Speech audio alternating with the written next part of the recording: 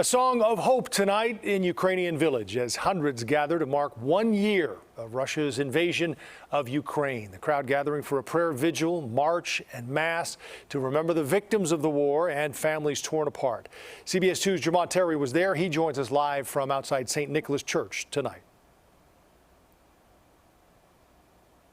I saw a lot of people that were optimistic and determined that this war will eventually come to an end. It is a snowy and chilly night, but that did not stop people from attending this rally and peace vigil. Now, they know that this is a nasty weather condition that we're experiencing right now, but it does not compare to the war-torn country they call home. A show of solidarity as Chicago reflects on the ongoing war in Ukraine 1 year later. Hundreds hit the streets in Ukrainian village, many with heavy hearts. They continue to speak out against the Russian invasion of their homeland, a war 12 months and counting, which has ripped families apart. Oh, my heart was broken 1 year ago. Olga Ivchenko reflects on when she left home. My soul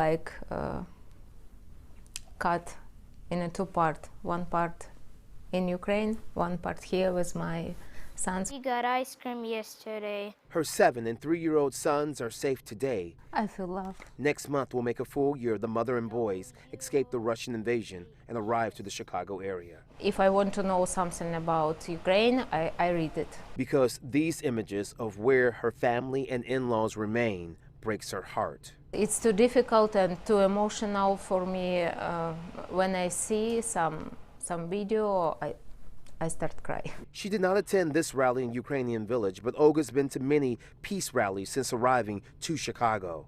It turns out this is the second time she and her family were forced to flee. In 2014, Russian soldiers and Russian tanks came to Donetsk and occupied part of Donetsk region and part of Lugansk region. After leaving eastern Ukraine back then, last year explosions rattled Olga again while living in the capital of Kyiv. I can't believe it happened again. I hear this sound again. Sounds and images of war surrounded her.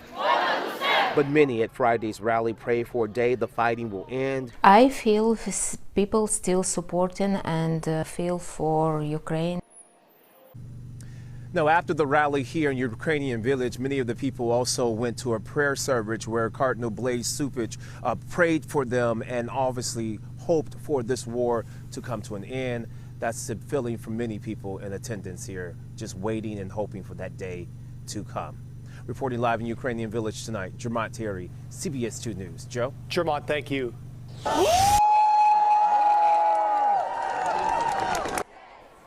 In Berlin, around 10,000 people joined a protest against Russia's invasion of Ukraine. The demonstration ended at the Brandenburg Gate, which was illuminated in the blue and yellow.